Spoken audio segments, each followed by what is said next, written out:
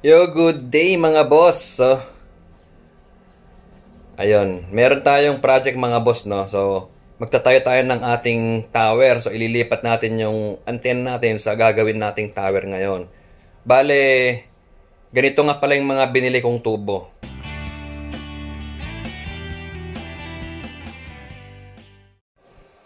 Ganyan ang binili kong tubo. Per kilo yan mga boss, per kilo sa mga junk shop. Meron yan, scaffolding yan, may telescopic. So, mura lang, nasa 40 to 45 pesos per kilo. So, kaysa bumili ka ng isang buong tubo na 20 feet, na 2,800. Eh yan, yung isang set nyan, 7 plus 7, 14 feet. O, di bumili ako ng tatlo, 2, 3 lang. O, di ba? Meron ng plate, may butas na, may telescopic ka pa. So yun mga boss, tara samahan nyo ako at itatayo natin ang ating tower. Let's go!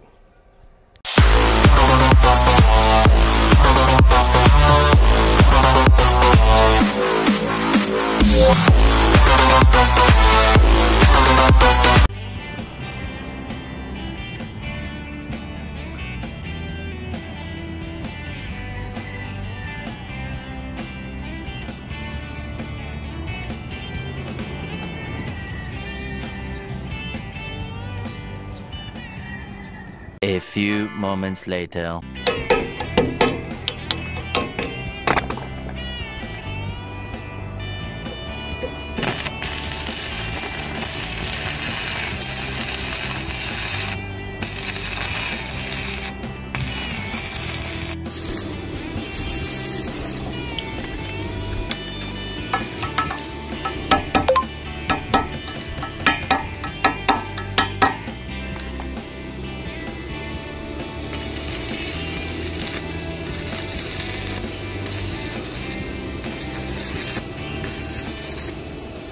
Approximately 10 hours later.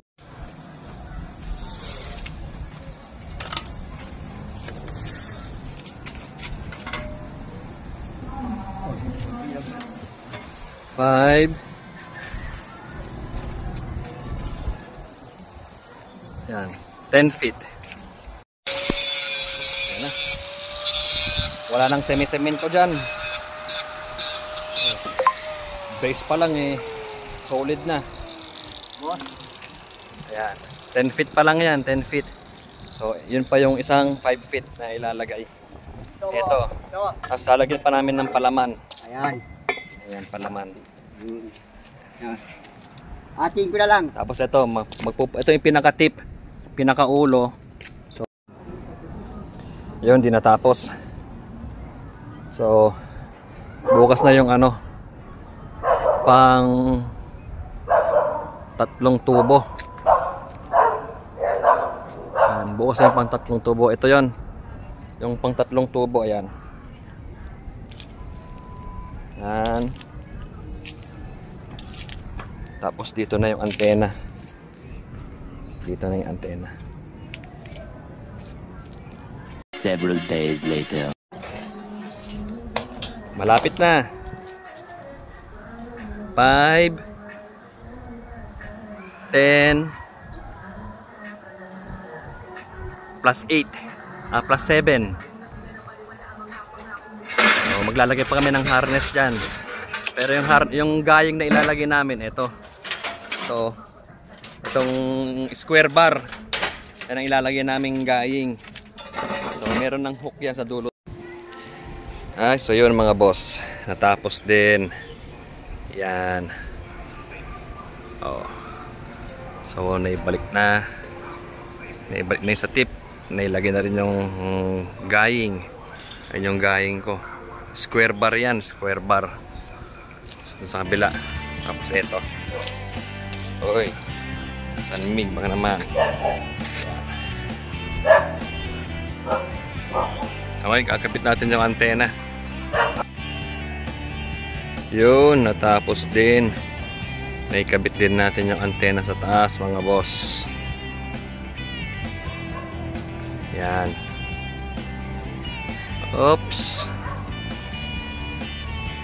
Yun. Yan, so final. Alright, so na-check ko na rin yung SWR niya, walang nagbago. Same pa rin, flat 1 sa 144. Yan. So dati yan mga boss, dito nakalagay. Diyan sa kanto. Yan, dyan dati nakalagay yan. So yun lang mga boss, sinare ko lang yung aking bagong setup. Yan, tripod.